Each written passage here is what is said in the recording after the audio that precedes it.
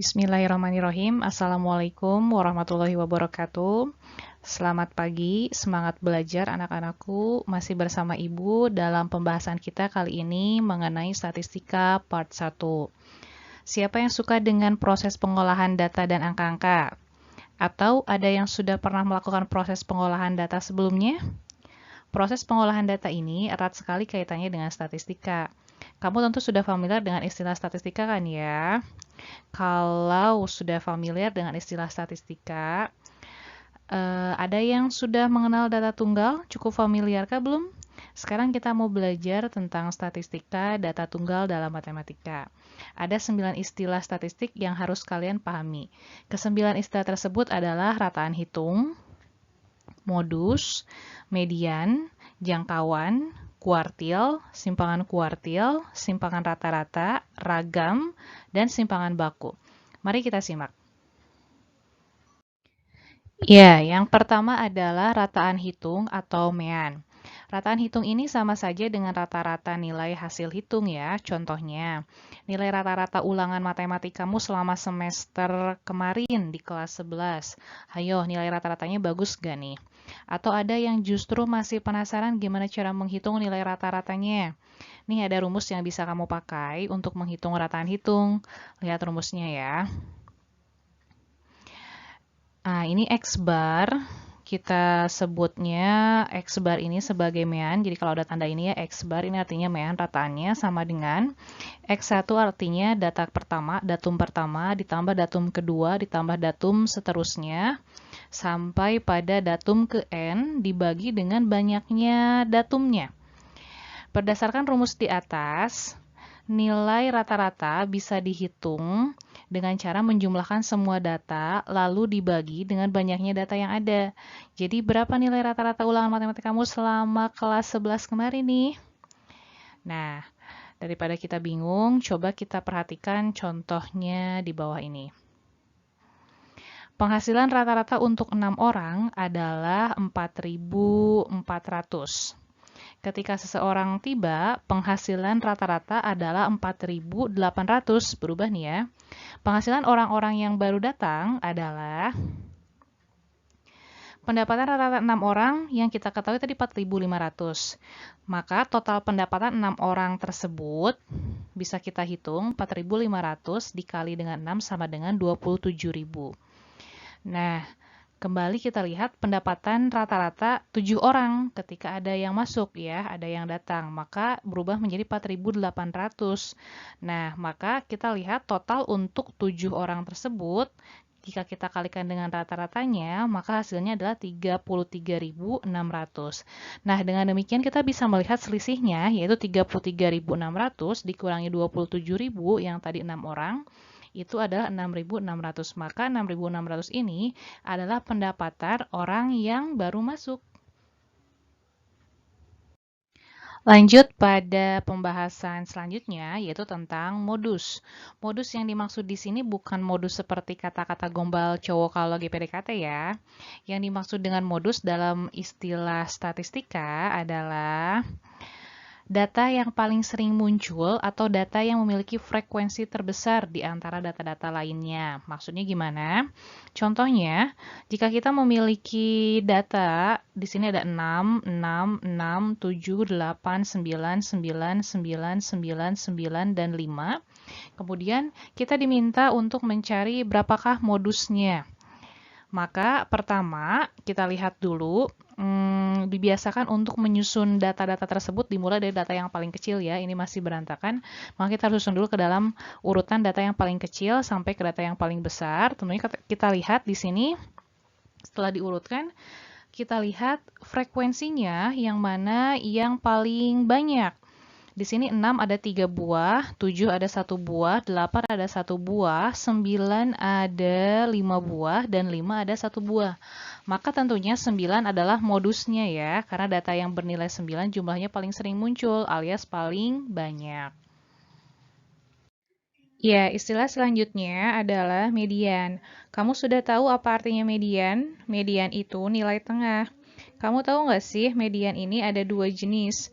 Kedua jenis median tersebut adalah median untuk data ganjil dan data genap. Rumus yang dipakai untuk menghitungnya pun berbeda. Seperti apa sih rumusnya? Nah, yuk kita lihat. Yang pertama, ini adalah rumus untuk median data ganjil. Nah, jika kalian punya data jumlahnya ganjil, misalnya datanya ada 7. Nah, berarti cara menghitung mediannya, kita tinggal melihat data ke-7 ditambah 1 berarti datanya 8 dibagi 2, maka mediannya adalah terletak pada data ke-4. Begitu cara menggunakan rumusnya. Sedangkan untuk rumus median data yang berjumlah genap, cara menggunakan rumus ini adalah kita lihat misalnya kalian mempunyai data-data yang berjumlah 8, artinya genap. Nah, jika kita lihat 8 berarti 8 dibagi 2 adalah 4. Nah, berarti kita menghitung data keempat ditambah dengan data kelima, yaitu di N plus 1. Data keempat ditambah data kelima, berapa nilainya, kemudian dibagi 2. Itulah median untuk jumlah data yang genap. Contohnya, di sini ya, biar lebih jelas. Hasil ulangan matematika pada dua kelompok siswa adalah, di sini ada dua soal. Yang pertama 8, 10, 4, 5, 7, 3, 9, 8, 7, 10, 8, dan 5. Jika kita hitung ini, jumlah datanya ada 1, 2, 3, 4, 5, 6, 7, 8, 9, 10, 11, 12. Berarti ini datanya yang N genap ya. Kemudian soal nomor 2 ada data 3, 4, 5, 5, 7, 7, 8, 8, 8, 8, 8, 9, 9, 10, 10. Jika kita hitung ini total datanya ada 15. Berarti yang nomor 1 ini untuk N-nya genap, yang kedua untuk N-nya ganjil. Kita lihat median data pada kedua kelompok tersebut, caranya adalah nah, nomor 1 ini kita urutkan dulu karena di sini datanya masih berantakan. Kita urutkan dulu dari yang paling kecil sampai yang paling besar. Karena ini N-nya genap, kita menggunakan yang di sini. Total N-nya ada 12, berarti 12 dibagi 2 adalah 6. Berarti kita lihat data ke-6 ditambah dengan data N plus 1, setelahnya itu data ke-7. Di mana data ke-6 ini kalau kita lihat 1, 2, 3, 4, 5, 6, berarti 7. Kemudian data ke-7-nya adalah 8. 7 tambah 8, 15 dibagi 2 sama dengan 7,5. Berarti mediannya adalah 7,5. Sedangkan untuk nomor 2, di sini karena datanya sudah bersusun rapi dari yang paling kecil sampai yang paling besar, kita tinggal menghitung mediannya saja. Karena ini di sini untuk median N ganjil 15, maka tinggal menggunakan rumus di sini 15 plus 1, 16 dibagi 2, maka 8. Kita lihat data ke-8, 1, 2, 3, 4, 5, 6, 7, 8. Data ke-8 nilainya adalah 8, maka median untuk data tersebut adalah 8. Ya, kemudian di sini ada jangkauan. Jangkauan ini rumusnya adalah X max dikurangi X min.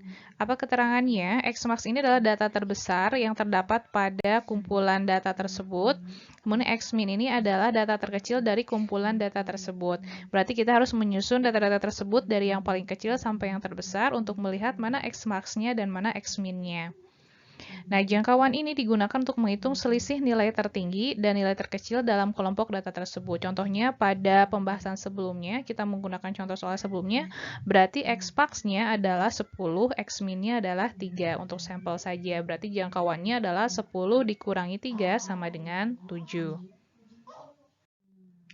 Ya, kuartil. Kuartil atau KI adalah nilai yang membagi sekumpulan data yang telah disusun ke dalam 4 bagian sama besar. Wah, maksudnya apa ya? Ilustrasinya kurang lebih seperti ini. Disimak baik-baik ya.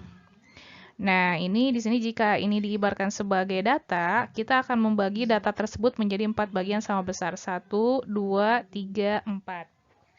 Nah, pembaginya inilah yang kita sebut sebagai kuartil. Kuartil 1, kuartil 2, dan kuartil 3. Ya, atau kita sebut juga kuartil 1 ini sebagai kuartil bawah, kuartil 2 ini sebagai kuartil tengah atau setara dengan median. Kemudian kuartil 3 disebut sebagai kuartil atas. Bagaimana cara menggunakannya? Kita lihat contohnya. masalah menentukan nilai kuartil yang lebih rendah. Kuartil bawah dari data 5, 5, 7, 7, 6, 8, 7, 8, 9 adalah, kita lihat kuartil bawah berarti Q1 ya. Nah, berarti kalau kuartil 1, kita lihat di sini ada di sebelah kiri dari median. Di sini Q2-nya kan median, tengah-tengahnya, maka Q1 atau kuartil bawah berada pada sebelah kiri dari median. Sedangkan kalau Q3, kuartil atas berada pada sebelah kanan dari median. Nah, ini datanya masih berantakan, maka kita harus mengurutkannya dari yang paling kecil sampai yang paling besar, bersusun rapi, 5, 5, 6, 7, 7, 7, 8, 8, 9. Kemudian kuartil 1, nah berarti kita lihat dulu kalau dari data 1, 2, 3, 4, 5, 6, 7, 8, 9, ini N-nya ganjil, berarti mediannya, berarti kita lihat ini terletak pada data ke-5. Nah, di sini mediannya adalah 7. Maka untuk Q1, yaitu kuartil bawah, kita lihat dari data pertama sampai data ke-4, 5, 5, 6, 7. Nah, maka tengah-tengahnya yaitu adalah data kedua ditambah data ketiga kita bagi dengan 2. Sehingga untuk Q1-nya yaitu 5 tambah 6, 11 dibagi 2. Sama dengan 5,5. Jadi cara membaginya, kita bagi dulu mana mediannya. Setelah dibagi mana mediannya, nah sisi yang sebelah kiri ini kita bagi dua lagi. Nah, itu adalah untuk kuartil bawahnya pada data tunggal tersebut. Ya, selanjutnya simpangan kuartil. Yang dimaksud dengan simpangan kuartil adalah jangkauan dari ketiga kuartil itu sendiri. Tadi kita punya Q1, Q2, dan Q3. Kau bisa menghitung simpangan kuartil dengan rumus berikut. Nah, kita notasikan simpangan kuartil dengan Q-D sama dengan 1/2 dikali Q3 dikurangi Q1. Q3-nya tadi masih ingat kan? Ini adalah kuartil atas dikurangi dengan Q1 yaitu kuartil bawah.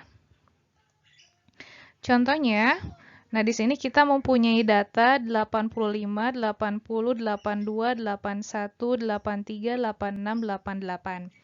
Kita akan mencari simpangan kuartil dari data tersebut. Pertama, kita urutkan dulu datanya. Di sini dari yang paling kecil sampai yang paling besar menjadi urutannya 80, 81, 82, 83, 85, 86, dan 88. Nah, dengan melihat jumlahnya, di sini N-nya adalah N ganjil, yaitu 7, maka kita lihat Q2-nya atau mediannya adalah 83.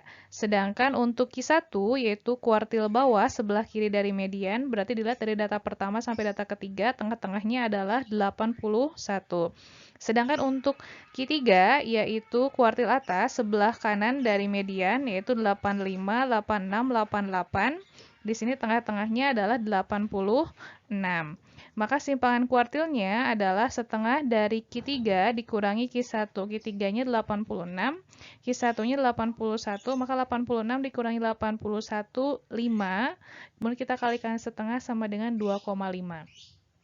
Jadi simpangan kuartilnya untuk data tersebut adalah 2,5. Simpangan rata-rata. Selain simpangan kuartil, ada juga yang namanya simpangan rata-rata. Rumus simpangan rata-rata ini agak panjang, jadi pastikan kamu memperhatikannya baik-baik ya. Ini rumusnya. Kita simbolkan simpangan rata-rata dengan SR, kemudian rumusnya adalah 1/N, di mana N-nya ini adalah banyaknya data, kemudian kita kalikan dengan, nah perhitungannya adalah pada masing-masing data, misalnya kita punya data pertama X1, kemudian X2, sampai ke Xn, dan masing-masing data ini kita kurangkan atau kita kurangi dengan rata-rata yang ada pada data tersebut. Jadi, data pertama dikurangi rata-rata, ditambah dengan data kedua dikurangi rata-rata, ditambah dengan data ketiga dikurangi rata-rata, seterusnya sampai data ke N. Nah, jangan lupa bahwa hasil pengurangan mereka itu harus dalam bentuk harga mutlaknya. Artinya nilainya harus selalu positif ya. Ragam atau nama lainnya adalah varians. Ragam yang dimaksud dalam statistik bukan ragam makanan favorit atau ragam acara televisi favorit ya. Rumusnya juga agak panjang, jadi jangan lupa perhatikan baik-baik. Simak rumusnya. Nah, ragam atau varians di sini rumusnya kita simbolkan dengan R, atau ada juga yang menggunakan S kuadrat sama dengan, nah ini masih menggunakan atau ada kaitannya dengan rumus sebelumnya, di mana 1 per N, nah di sini ya 1 per N banyaknya data, kemudian data pertama dikurangi dengan rata-rata, hasilnya kita kuadratkan, kemudian ditambah dengan data kedua dikurangi dengan rata-rata, dikuadratkan hasilnya, terus sampai data ke N dikurangi rata-rata, dan hasilnya kita kuadratkan. Kita jumlahkan semuanya, kemudian kita kalikan dengan 1 per N. Itulah rumus untuk ragam atau varians. Ya, rumus statistik data tunggal yang terakhir adalah simpangan baku atau yang bisa dikenal dengan istilah deviasi standar. Rumusnya seperti ini ya. Nah, ini kita masih menggunakan rumus sebelumnya, yaitu menggunakan rumus varians atau ragam. Hanya saja di sini kita akarkan hasilnya. Jadi, jika tadi kita menggunakan rumus dari ragam atau varians, yaitu 1 per N dikali dengan X1 dikurangi X bar, dikuadratkan ditambah dengan X2 dikurangi X bar, dikuadratkan ditambah sampai dengan Xn dikurangi X bar, dikuadratkan. Nanti hasilnya dikali dengan 1 per N, kemudian kita akarkan. Nah, itulah hasil untuk simpangan baku. Jadi, satu paket dengan varians ya, atau masih berhubungan dengan varians. Untuk memudahkan kita memahami rumus dari deviasi standar, mari kita lihat contoh soalnya. Nah, di sini ada dari 40 siswa, sampel 9 orang diambil untuk mengukur ukuran mereka. Data berikut diperoleh 165, 170, 169, 168, 156, 160, 175, 162, 169. Ini semua datanya masih berantakan ya, maka kita harus mengurutkannya dulu dari data yang terkecil sampai data yang terbesar. Hitung deviasi sampel standar dari data. Kita lihat, dalam rumus deviasi kita memerlukan X bar atau rata-rata, maka kita harus mencarinya terlebih dahulu. Masih ingat caranya? Semua data yang ada kita jumlahkan, kemudian hasilnya kita bagi dengan jumlah dari data tersebut. Sehingga untuk data di atas kita peroleh X bar-nya atau rata-ratanya adalah 166. Kemudian kita lihat rumus untuk deviasi S sama dengan akar dari penjumlahan data, misalnya X1 dikurangi X bar dikuadratkan, kemudian ditambah dengan X2 dikurangi X bar dikuadratkan, dan seterusnya. Nah, dibagi dengan N. Maka di sini kita mulai dari data pertama, misalnya kita memiliki data yang pertama 165 di sini ya, kalau kita tidak mengurutkannya. 165 dikurangi 166 sama dengan 1, kemudian 1 kita kuadratkan hasilnya adalah 1.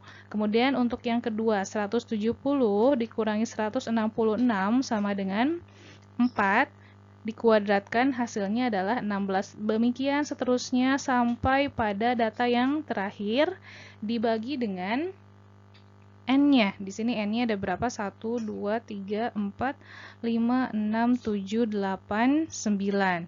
Nah, 9 dikurangi 1 sama dengan 8. Maka akar dari 272 dibagi 8. Hasilnya adalah setelah diakarkan adalah 5,83. Baik, kita sudah berada pada penghujung slide. Terima kasih atas perhatiannya. Salam semangat belajar. Mari kita berlatih soal dari lembar kerja yang disediakan gurumu.